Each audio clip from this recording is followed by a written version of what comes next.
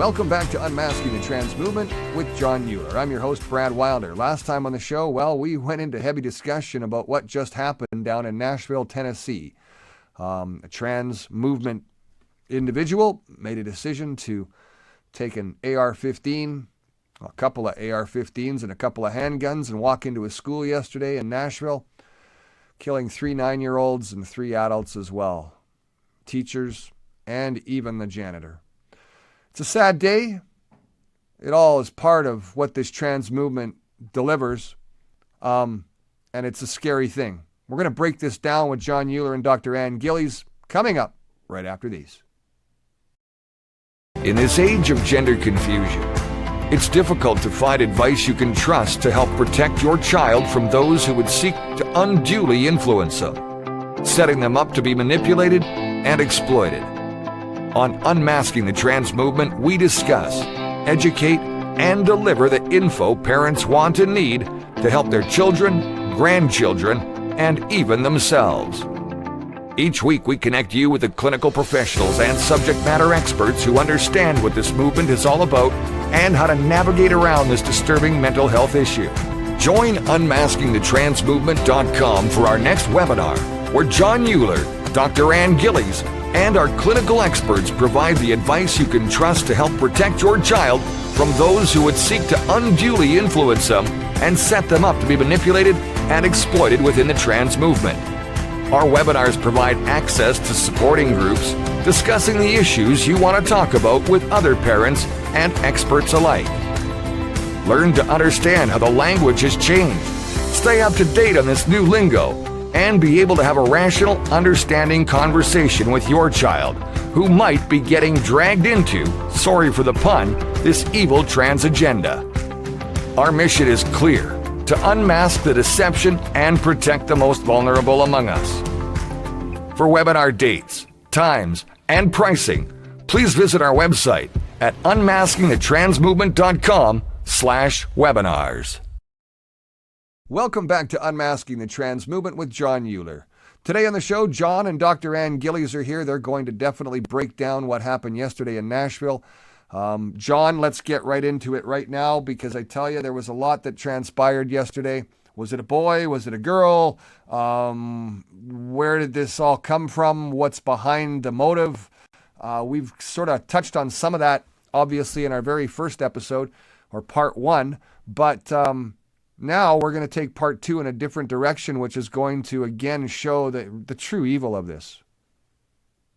Yeah, bro, there's so much to unpack, and I'm so glad that Dr. Gillies is with us, because there's so many different facets that are not going to be looked at by the mainstream media. And quite frankly, I'll be so bold as to say, people are going to hear from us things they are not going to hear anywhere else, because Ann and I both have backgrounds. I have a forensic background as well as trauma professional. Ann is a trauma professional. So we're going to look at this. We're going to unpack this situation from both angles, because all we know is this: we have someone who was a very troubled young adult, almost aged 30, though. Nobody can figure out the gender. We, off camera, we've been trying to figure out for, close to half hour, is male or female. That's telling. But the fact that here's what we know: we have a very troubled individual that was pumped full of chemicals that had been sucked into the trans deception. And then what happens? People are dead. Women and children are dead. This is now a public safety issue. This is no longer about debating whether or not what colors or what stickers or what flags. This is a real world liability now, and it needs to be addressed as such. And Dr. Gillies, thank you for being here.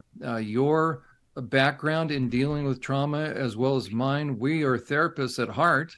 And so we see so many factors, and all of these are going to, quite frankly, be minimized or overlooked. And so let's do what probably very few are going to do. We're going to look at a lot of the key factors that very few people are really going to look at as we try to make sense of this horrific situation. Thanks, Jon. Well, the first thing I want to say is I want to say our condolences to the families. You know, it's just the ramifications and the ripple effect of trauma that is happening now from this particular incident that was so horrific. So you have the families that lost loved ones. You have a school that lost 6 members of their school community. And then you have the community itself, the friends and neighbors. This kind of event just is like this actual, a tsunami of trauma and grief. And we want to acknowledge that, first of all. Then, including, Anne, if I might, including the biological family or the family that this young person grew yes. up in, right? That oftentimes that is, talk about the pariahs then for the rest of their lives. They've got the same, right? And for the families that a family member has done horrific things, it's right. It's horrible. It is horrible. And you really brought up a very important issue. The family of this trans-identified, cross-sex identified individual. And I want to go back. I want to correct you, John. You said gender. Let's stick to sex. I agree. Absolutely. I've been really on a kind of a bit of a rampage because I hear people constantly talking and using the word gender when they're actually referring to biological sex. So we're going to keep it there. Anyways, but let's go to the family. You're absolutely right. This is a family that was already struggling with sorrow and grief because now this is what I'm reading, and it seems to be the case that this young woman, had just recently, like within the last year, started transitioning. I can't say that into 100%, but from what I'm reading, she was calling herself Audrey a year ago. And of course, there's all this dialogue about her parents now because, they didn't want her to socially transition, and they put some boundaries in. And of course, the parents become the pariahs, right? It's like, oh, the parents are wrong because they wouldn't celebrate her sexual cross-sex identity. And so there's all of this stuff going on. So the parents are being vilified. And yet here was this young woman who was being treated for emotional disorders by a doctor. We also, I read somewhere this morning that she was autistic. She's on the autism spectrum. Hey, there's the vulnerability. And there could have been sexual abuse. So you have untreated by a trauma professional, I would say, sexual abuse. Was her doctor treating her for the emotional disorder? It sounds like it. Or was he treating her with testosterone to transition her? Obviously, he didn't pick up on suicidal ideation or homicidal tendencies. What's going on here? There's going to be a lot of things that need to be questioned about this whole incident. With 6 people dead, will the accountability fall on the doctor at all? Well, we haven't seen that happen yet. Do we need to see accountability fall on the medical professional? Right across the board. Absolutely. How about the schools? If they were not doing their job, if they were not treating the underlying issues, then guess what? They were not doing their job. And that, if they were then pushing this young woman in her self-diagnosis, right? These people are all diagnosing themselves. I feel like this, so therefore I am. Well, guess what? I could feel like, my dog, and, so therefore I'm a dog, right? That's how ludicrous this becomes. But of course, the transgender population will hate that statement. But let's face it, we don't know what the doctor was treating her for other than it says an emotional disorder. So was she on other medication? We know she was on high levels of testosterone, And we already discussed that with Denise in the last show, and that was powerful what she said. It was absolutely eye-opening. Yeah, and let me mention. I mean, you and I are both therapists. Okay, I'm trying to envision as her primary treatment professional. So, number one, was she under the care of a mental health professional? If it's just a psychiatrist, the question is, what is that doctor? I mean, we got to go for the notes. We've got to look at what was going on, because I can't imagine having somebody on my caseload. Like if I'm that treating physician and I see in the news that my client or my patient did that, they're coming after me, meaning they're going to come after my notes. And so the question is, the treating physician, did he see not just suicidal ideation, but homicidal? There's a Tarasov situation if there was. If not, how did somebody miss this? Well, okay, how do you miss that rage? How do you miss that rage? So I want to talk. That person needs to come on our No, that person needs to give significant answers, because they missed, at the very least, they missed something. And now, can you have a situation where a client hides something? Well, yeah, at the end of the day, but the question is, how are you treating? How competent are you? That's right. You can't discern if your client is becoming increasingly unstable, increasingly agitated. Did you ever ask if this young person has, again, almost age 30 though, do they have any weapons? Are you seeing behaviors that are indicative that we've got an increasing degree of emotional instability? And if so, was this doctor giving this young woman, apparently it may be a young woman now from what we're discovering, a testosterone, which is going to increase emotional reactivity and agitation and aggression? Well, so we need to find out about these healthcare providers that are overseeing transgender care.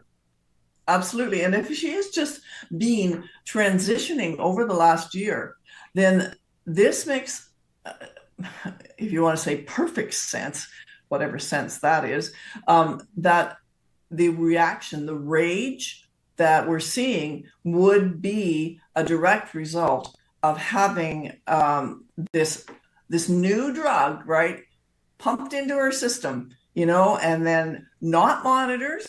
Like Cheryl, Denise was saying, Planned Parenthood does, the 50 milligram shot, but there's no follow-up. They don't have a family doctor following that up. They don't have a psychiatrist following those up. We know that testosterone in women, given to women, changes the brain, the functioning of the emotions, and creates this incredible anger. We've seen it in the families that have been destroyed by these young girls that want to become men, think they can actually become men. Well, what happens is they cannot handle those kind of drugs that are changing their whole system. They don't know how to behave and how to suppress or repress some of those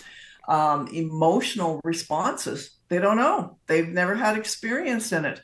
All of a sudden, they feel all of this testosterone coming through and all of this rage, and they have no sense of self-control. Denise mentioned something on the previous part of this episode where she felt this incredible sexual and agitation, this anger all coming together. I've heard that repeated time and time again from these detransitioners, that hits them all at once and then creates virtual panic attacks as well. One young person had to go to the emergency room 3 times in 1 week after her testosterone shot. So this is a controlled substance. These kids are getting it in doses that are just out of control. And so this is now a public safety issue. It's driving them crazy. Let's face it. That's what's happening. That is kind of the effect, because mentally they don't know what to do with all of this anger and rage. And now you see they're taking it out on other people. And that is horrific. One thing I wanted to say about this young woman and the whole autism spectrum, there was something else reported on that as a child, she was a tomboy and a skater. That immediately reminded me of a young girl who desisted. I interviewed her in Calgary about 3 years ago, and she had been funneled in to the group at school. Teachers had encouraged her to be in this group. She would find out she belonged, all of those things. And then after she was in the group, didn't tell her parents, nothing. After she was in the group for about 6 months, just at the end of the school year almost, she became suicidal. You see, she wasn't suicidal previously.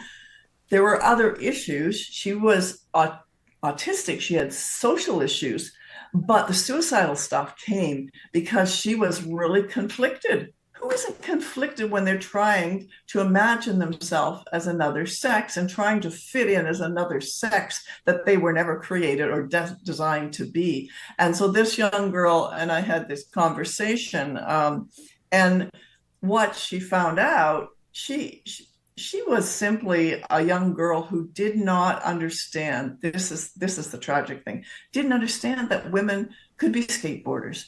Didn't understand that women could be athletic. That women could do all kinds of things. And the other thing, she was terrified of going through puberty. That's what pushed her into the idea that she could be a man. Like, instead of treating the ideological issues that are actually at the root of this stuff, then we get these children. And of course, for this young girl, thank goodness, the parents got her out of the school over the summer. That stopped. Health class isn't the same anymore, Dr. Ann. We know that. Health class isn't just about, learning about the body or learning about it's now taken in a whole new light and a whole new direction. And it's created a lot of confusion for these individuals, and it's really destroyed some of the family dynamic that happens at home, too, between the parent and the child. Is this the new poster child for the trans movement, guys?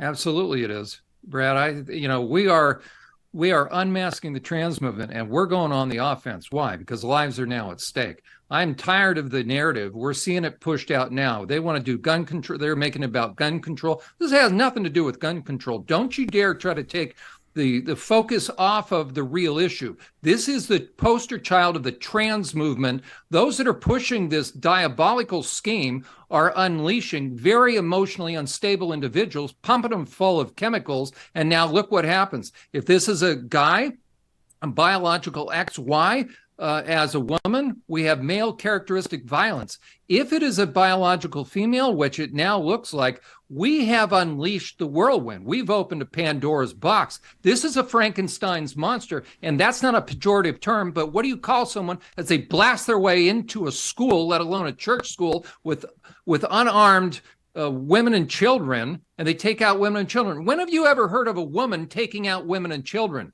This is a significant public safety issue, and it needs to be addressed. So this is not a gun control issue. And don't let them spin this. I'm hearing, well, this is a mental health issue. Let me qualify that real fast. Of course, it's a mental health issue. We just dealt with it. But what you're going to hear is this. Well, it's a mental health issue, and that's why states shouldn't cut back on transgender health care. Don't you dare try to spin this, because this is transgender health care. You pump a kid that has a normal body who has emotional issues full of cross-sex hormones, put puberty blockers into them first, and this is what you get. This is the result of transgender healthcare. It's putting society at risk, and nobody wins. And these poor kids that are being all screwed up, tell you what, certain things need to be asked, and I have just the questions. So we're going to go through, I'll share some of these questions, because Fox News, bless Fox News heart, nobody wanted to touch the issue of gender. We spent a half hour prior to taping trying to figure out, is this an XX or an XY? Look at how screwed up as a society we are. We need to be able to figure out who is or is not going to be at risk. Because I tell you what, if this is a biological female, now we have a real issue because there's more females that are transitioning. And how do we not know that this is just the beginning of females that are now crossing over as male, that we have unleashed a whirlwind of these biological females now that are going to start shooting up places? So I want to say something. I want to add one more thing. The target, the narrative out there right now, that you're hearing, this is a Christian school, right? And so because it's Christian and they are now spinning the narrative that this young woman in the school system was denied. Well, there's no evidence that I'm seeing that this happened in the school system. She was later in adulthood, but nevertheless, this is not about for number one, she could have taken a car through there just as easily as a gun. She had a mission that she was going to accomplish. And there were obviously issues with her mental health, and the testosterone just exasperated the whole thing. So you go through that. Do you want me to show the pictures of her as a child first? Because let's do that to show what the heck happened to this young person. Absolutely. So I'd love to see her browser history. That's part of what what we demand, so right? Meaning that during the investigation process, we need to start seeing a whole lot of things. We got some questions to ask. Can you see this picture, folks? Because yes. Okay. So this is her in her school uniform. Sweet little girl. You know what? So she looks like she's about 7 or 8 years old. Her front teeth are just growing back in. Let me go to the next one. And I'm having some problems with this, so I have to stop share and then do it again. This is her with her mom and brother. Look at her. She looks fine. She's happy. Wonder what happened here. Now let me go to the next one. Bear with me here. This is her and her brother at his graduation by the looks of it. Nice young girl. She's just looks like she's maybe 13, 14, maybe a little younger. And then let's just look at the last one. This is her just a year ago. She sure doesn't look happy, does she? There's something really changed about this young woman. Okay, I'll leave that. So I think looking at the pictures that this was a girl, natal girl, a natal female. And which adds to this increases the concern then, because when have we ever heard of a biological female walking in and being a mass shooter? Well, this is the rapid onset gender dysphoria stuff. All of a sudden, 85% of those are young girls. Yeah. Wow, but again, just psychologically, what it means is, given the amount of biological XX human beings, right? Biological, natal girls, all these stupid terms, quite frankly, in my estimation. I know. Okay, so you've taken a girl, turned her into this guy, which you can't do, but anyways, pumped a bunch of cross-sex hormones in. So what you're telling me now, meaning what we as a society need to consider, is that we have an entire generation. We have thousands of these young women that are pumped full of male hormones that potentially could do this. Yes. This is the poster child of the pushers of the trans deception. This is it. You know, John, that these young women have, this is what we see in the family setting, that once they go on the testosterone, there is such anger. Like the families just can hardly stand being around them. Like, it's so sad. They love their child, but they're just off the wall with rage and anger. Well, now look what's happening. It's turning into murder. And that's so the narrative's suddenly changing. Now it was, well, do you want a dead daughter or alive, whatever this thing is? But now the question is this: do we want dead people? So Do we really want to run the risk as a society of unleashing a bunch of biological women who have now turned male aggressive, who are going to walk into and mow down with something, with lethal force, unarmed women and children? Is this really what we're okay with as a society? Now, you brought up, Ann, and now I'll share the screen, right? One of the other narratives, because now they're all the trans pushers and those that are defending this diabolical man-made scheme that wasn't around prior to 2005, right? They're trying to paint this a different color. So they're saying, oh, look over here. It couldn't be what it really looks like. So it couldn't be that we've pumped this kid full of hormones and now they're amazingly unstable and now they're homicidal, now a mass murderer. So we're unleashing this kind of thing. So, oh no, gun control. Oh no, what this is homophobia. Oh, it's the far right. It's the Christian church. Really? Okay, well, let's find out what we're being told is the religious influence. And what I would submit to you is, based upon the posters and the drawings, this is the trans movement. Okay, so we've got kids that are being screwed up in their sexuality. So we don't even know which one are biological or natal, male or female, based upon what's going on. But we're going to assume these are two girls. So you've got screwed up sex and sexuality. But on the right, the one on the right, what is on her arm? Yeah. We have a tattoo. What do we call that? Since if we're gonna blame a church, what's being pushed part and parcel of the trans deception? Let me see if does that look familiar? It's a pentagram. What is that called? It's a pentagram. Thank you very much. Over what, right? Now, let's read. This is an actual post. Oh, sorry. Now, let me see if I can bring that down. This is an actual post. He says, my new flag came in. This is Jessica Ryan. How interesting. Okay. My new flag came in today from the Satanic Temple. Thanks, Lucy and Graves, and all who help make the temple continue. And what's the middle thing in there? This is not an atheist. Hail Satan and what? Pride. Pride. Would it make sense that a young person who has been pumped full of hormones, pumped full of this ideology, which now has been wedded, pardon the pun, with what? A very anti-Christian spirituality. And would it make sense that this young person chose a church, a Christian church? Yeah, because if you generate such hatred against all things Judeo-Christian, then where is a kid going to go? Because you know what? In a way, that was low-value target. If they really want to go out in a blaze, where could this person have gone?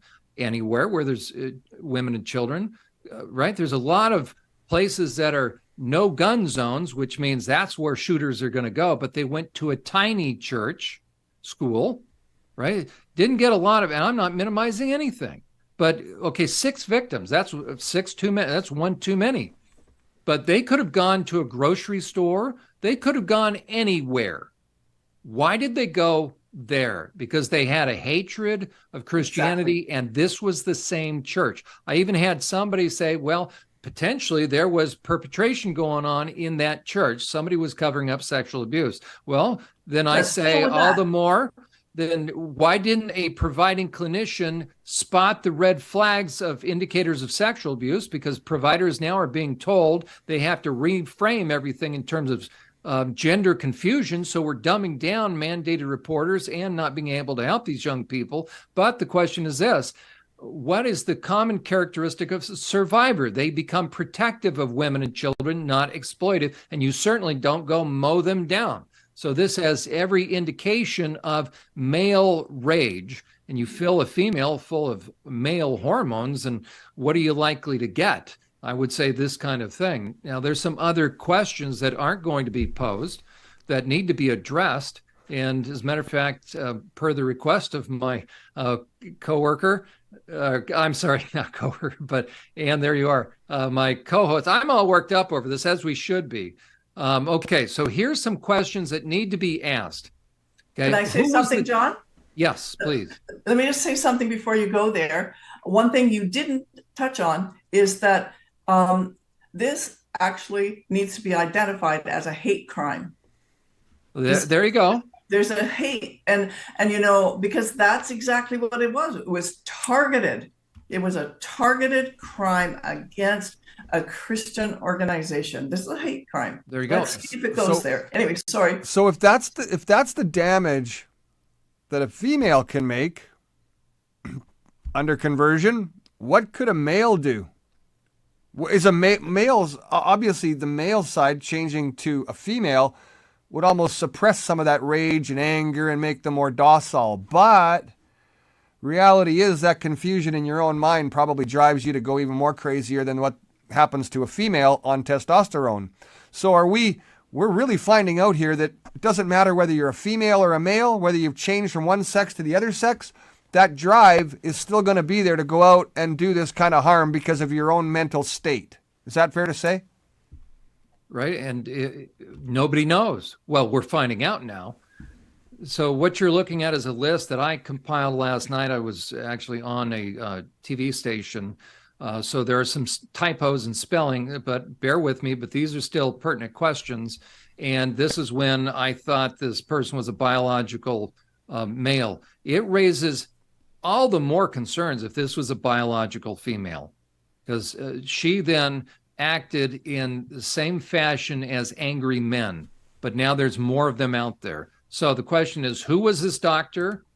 Okay, so we've got a lot of questions for this doctor. How do you miss these kind of warning signs? Now, I'm not going to, right, as a provider, and you've been a provider, can we see everything? No, but the question is, to what extent did we see? What was evident? If it wasn't evident, that even adds to the greater concern then about the degree of willfulness and volitional targeting, pardon the pun, of this young person, meaning then the person wasn't as crazy. It just really magnified this narcissism that's created in these young people. So we need to know about the doctor. Where was this young person getting the hormones? We need to know that, because if we're going to hold gun manufacturers accountable for mass murders, we need to start holding medical personnel. And we need to go after who provided these substances and everybody down the line. So if this came from a major manufacturer, we need to sue them. This is now a public health issue. So we need to treat this just like if they want to try to make this gun violence, this is now hormone violence. Look, there's a lot of damage being done by these teachers as well, John, along the way, too. That hold them all accountable. Yeah. They're putting society at risk. How long has this young person been taking hormones? And you mentioned just within the span of a year. Okay, look at it. Turn this person crazy in the span of a year. Yeah. What kind of violent videos has he or she been looking at? And why does gender matter? Because usually it's the boys that are going to access this. And one thing we didn't talk about was the issue that she had other targets. So you've got he all the way through here, and we now know that he was really a she, but she had other targets, family members included. Like, this was one angry person. So when you're talking about this, all the signs, the warning signs for a doctor. Now, maybe it was just a general practitioner that was treating her for an emotional disorder, although usually in Canada, they get usually sent to a psychologist or psychiatrist. But whatever the case, what was she being treated for? Was she borderline? Were there all kinds of other things going on? Because we know that a lot of these young women have comorbidity issues with different kind of diagnoses. We don't know any of that. Anyways, go ahead with that, John. Sorry. No, and the fact that I've just never heard of the situation. I worked in a prison for 11 years on psych staff. Rare is the time that you have a male do this. Right? How many people in prison are sitting in prison for this kind of thing? Not very many, but it's always been male, as far as I know. I've never heard of another situation where a woman blasts her way in and kills women and children. I've just never heard of that before. And I worked in a prison for 11 years. on psychology staff. So we had access to all the stuff. So what I would say is this is what the trans movement is doing, those that are pushing this diabolical stuff. Okay, so how long the hormones, what kind of violent videos? Okay, we need to take this seriously. If there's any violent videos, and I'd be surprised, right, if we've got automatic weapons going on, what I see time and time again are these young people, they're doing this weird thing. And maybe it's to avoid copyright issues on YouTube. But what I see is a lot, they'll do a commentary video, and in the background now, and it's really kind of sensory overload, they're playing a video game while they're talking about something. It's really strange to me. But even one of these furry perpapologists made a video about me. So I'm watching a video about myself. This guy's going on and on. It's just almost comical if it wasn't so tragic. He's just zigzagging, trying to show that nobody should listen to me. But while he's talking, it's this very extreme shooter game. So very interesting. So what kind of violent video games? If there were any violent video games on this young person's electronics, I think they need to be sued. What are his social media? What are her? Okay, what are this person's social media posts? Did anybody see the warning signs? I bet we're going to see a lot of violent threats.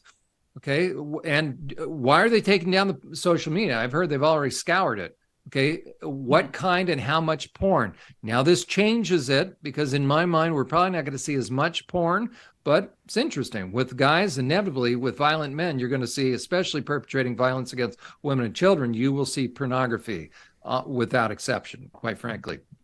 Okay, was this person involved in furries?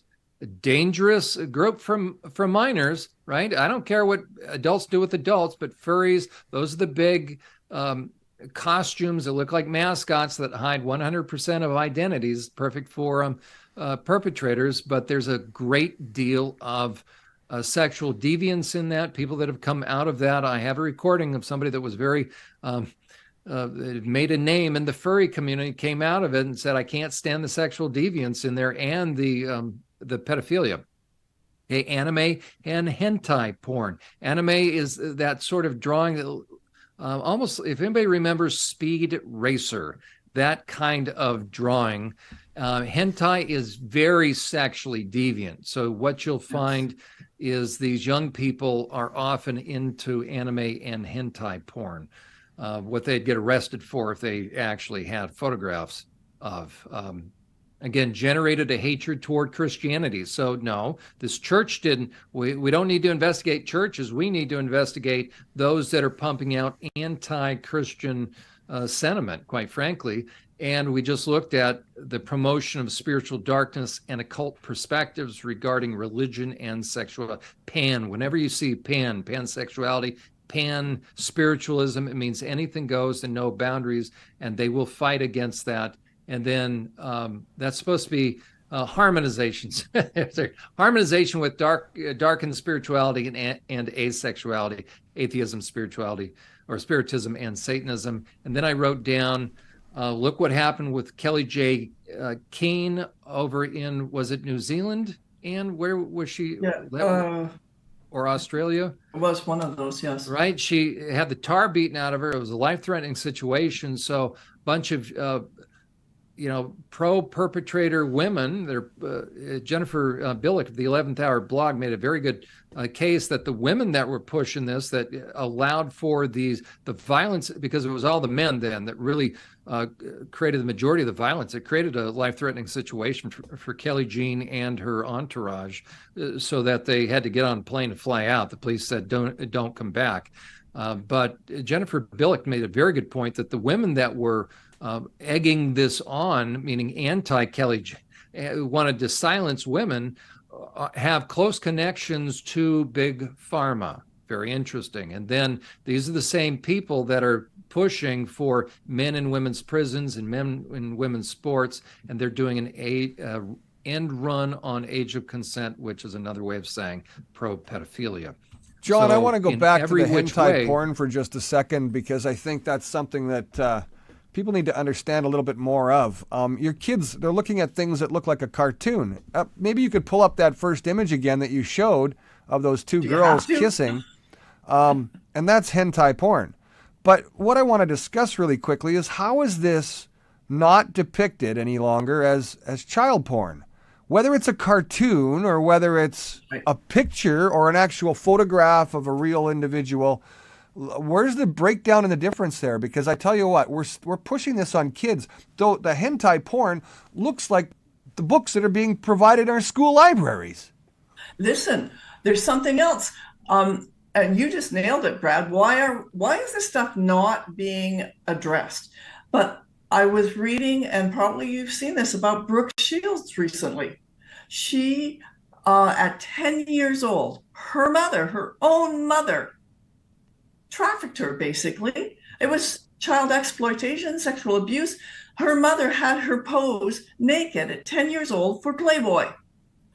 And this was in the 70s. And then, of course, Brooke Shields, as a teenager, then went on to do Blue Lagoon. Nude, like the Blue Lagoon was the movie, yeah, and she was nude in that with Christopher Adkins. And you know what? And then she's talking about that and how that affected her. Why was this mother ever allowed to push her daughter into that? Why was Playboy allowed to publish that? Where were the protectors in Hollywood? Well, there aren't any. And so now, that was in 1978, by the way, and now look where we are. Look where we are. Now we have females believing they can be males, and then we have all of the ramifications, and then we have mass shooting. And it's just, this trajectory is horrendous. It's been a long time coming, Brad. Well, it has been a long time, but we're just beginning to open our eyes to see, because what's being revealed in the schools and in the libraries is absolute porn. And our children's brains are changing because of it. It's horrific. Couldn't agree more. Yeah, this is now, it's clear. We're now living with it. This is a public health crisis. This is a public safety issue. And we're not going to let people try to spin this into gun control, into a lack of mental health care for quote unquote transgender children. No, this is a lack of proper health care for kids who show all the evidence of the red flag indicators of either having been sexually groomed, sexually perpetrated. Those are on the autism spectrum. These kids are being unduly influenced, so they need proper health care. They don't need to be unduly influenced by gender therapists that are going to fast track them onto the moving sidewalk of the trans movement, where they will become sterilized and then dumped out onto a surgeon's gurney. That is not the kind of health care they need. And so now we're living with the aftermath of this, Brad. Well, Joe Biden is, came out yesterday. He had a press conference right after the kids were murdered. He was talking about chocolate chip ice cream and sniffing kids' hair. Again, where are the priorities? The next thing, guns are the problem. Guns are the problem. Guns are the problem. That's the way he's going to take it. I believe that, Justin Trudeau up here in Canada is doing the same thing. We're lucky that we don't have those situations yet, and I hope that we never do. But I'll be honest with you, Dr. Ann, I think we're just around the corner from that happening here in Canada next. I believe that too. We saw it in Columbine. Columbine happened in the States, at which point then, you both don't know this.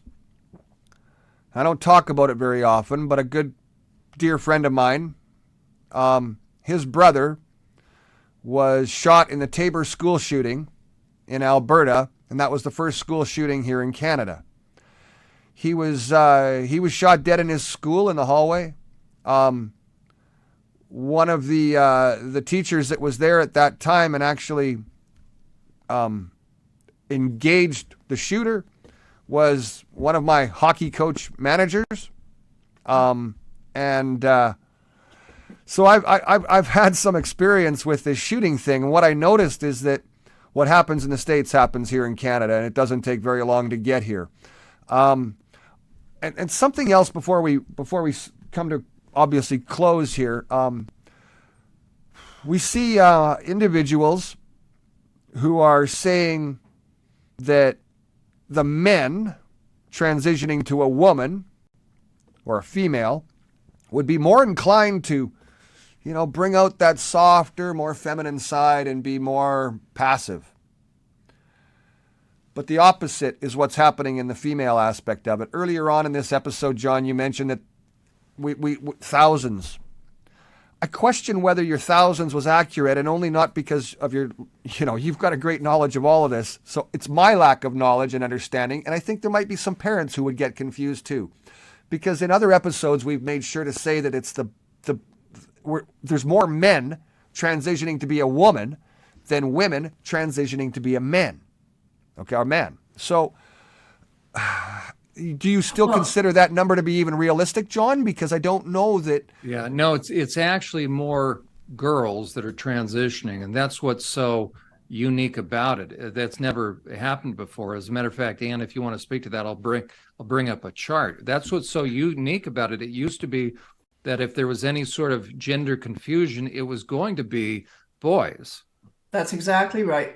I mean, for all those years, 30 years, Dr. Ken Zucker in Toronto and Dr. Susan Bradley, treated gender dysphoric children successfully, by the way, with behavioral therapy. And, they treated them with family therapy because they had to really help the parents begin to understand and help treat the child in the sex as they were born with.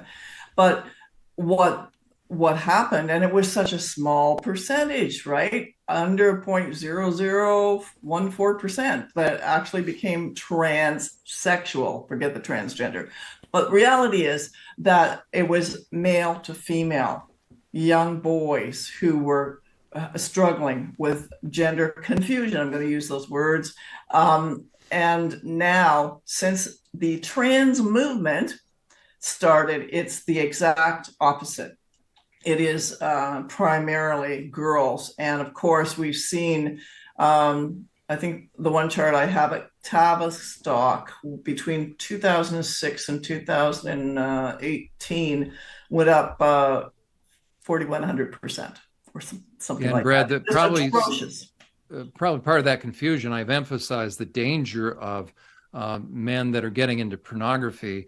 Let me share the screen. Here, this shows you the rate of rise once the DSM-5 was published, and there is when I Am Jazz was published, but you can see the rate of girls versus boys. This is out of Tavistock.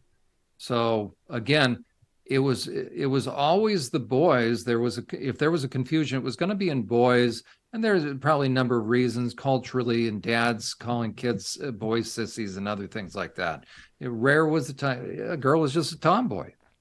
But now all of a sudden we have this, you can see, look at the percentage, and that was back, how many years ago, 2018, 19. Yeah. So it just far outweighs, and that's why so many of these evil surgeons, and Dr. Gallagher is interesting. Where's Waldo? She has probably gotten out of the country, right? Taken her yacht and fled to somewhere. Nobody can find her. Isn't that interesting? So look at the profit of, if you're going to be a surgeon that's going to whack off body parts, you're going to major in whacking off breasts. So they call that top surgery. Why? Look at the market. So, there's how many times? 3 times, or, so those are the numbers right there. So if this pumping girls full of testosterone potentially not just creates suicidal, but now homicidal, what have we potentially unleashed? Monsters. I don't know what else to call it. Monsters, from the genetic monster deformities that they're creating on these girls, to removing their breasts, to adding a penis, which is a piece of skin off their thigh or off their arm. I'm disgusted. Wow. They're exploiting these kids. They don't care about these kids.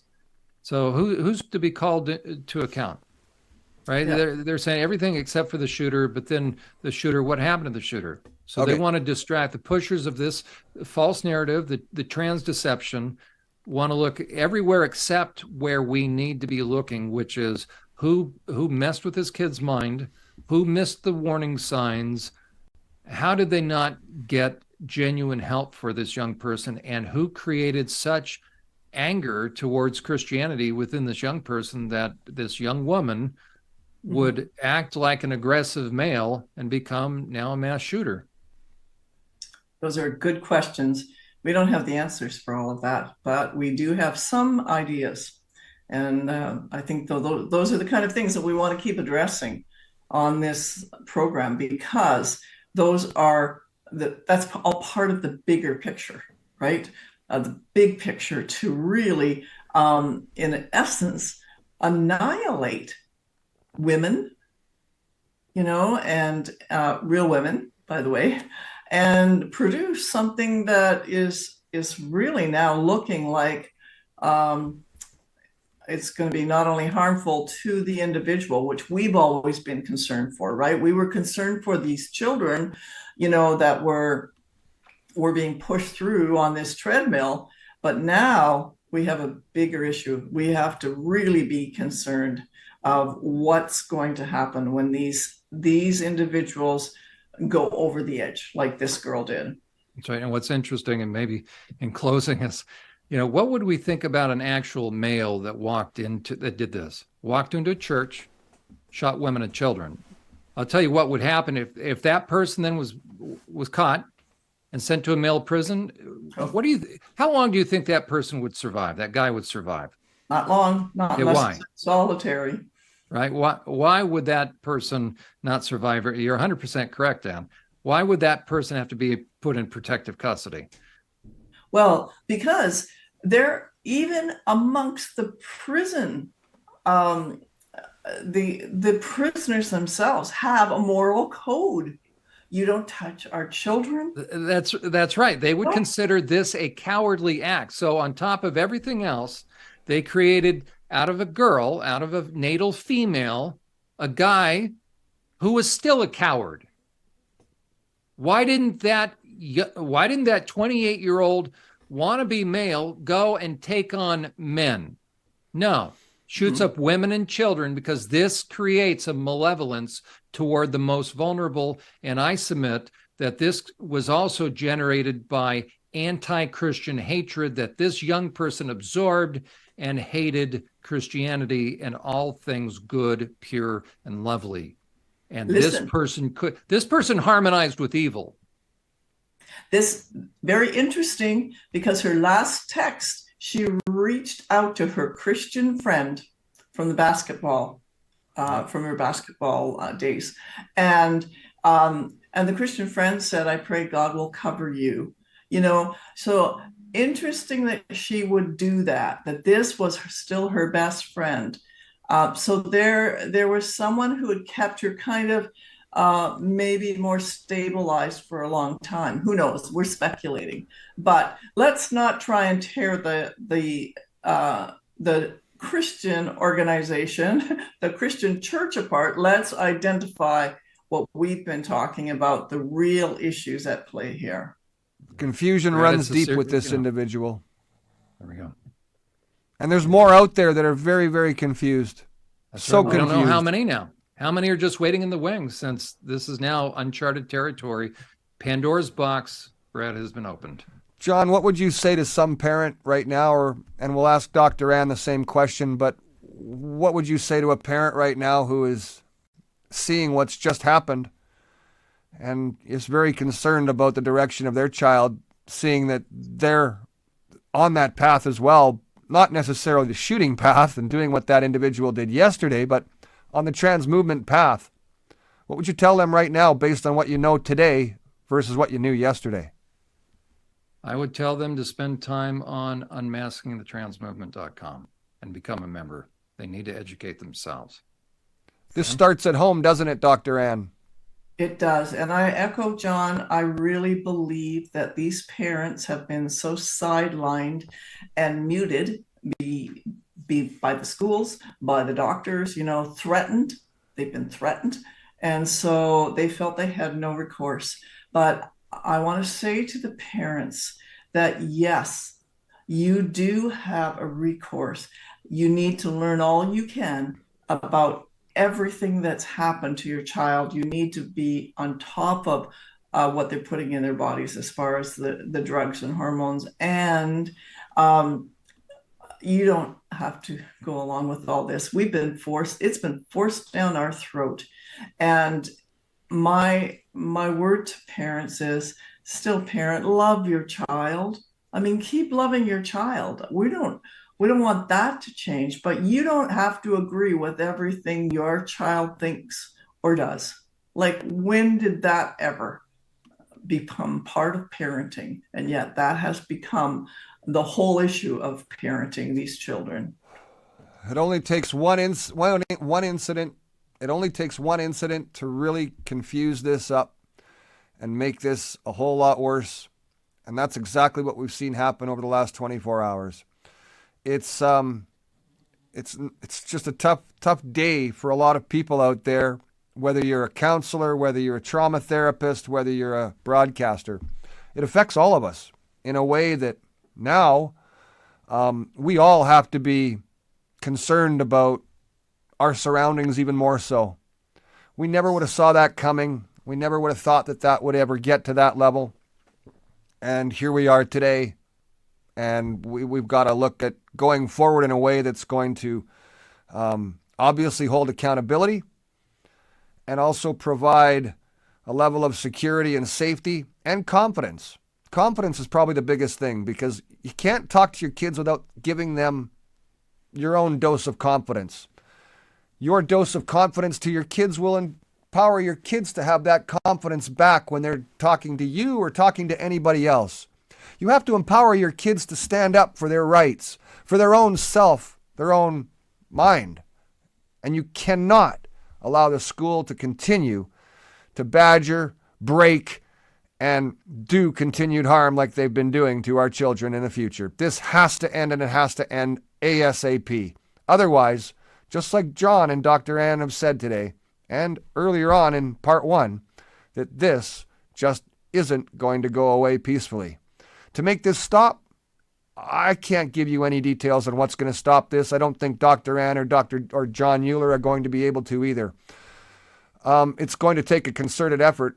We're all going to have to pitch in. We're all going to have to do our due diligence to make sure that the education that we provide going forward, not only in school with regards to sexual health class or pornography on the internet, it all needs to be looked at, reviewed, and discussed in a way that we can find a happy medium. I don't believe in censorship, and I never have, but there has to be a line drawn in that sand, and we cannot continue to cross it or push people across it like we've been doing with the trans movement. On that, that's our show for today. An hour and a half, all about one incident in Nashville, Tennessee yesterday. 3 children dead, 3 adults dead, and a nation that is super concerned about where we're headed. I'm Brad Wilder. Thank you very much, Dr. Ann and John. This is Unmasking the Trans Movement. It's not your kid's fight. It's our fight. See you next time.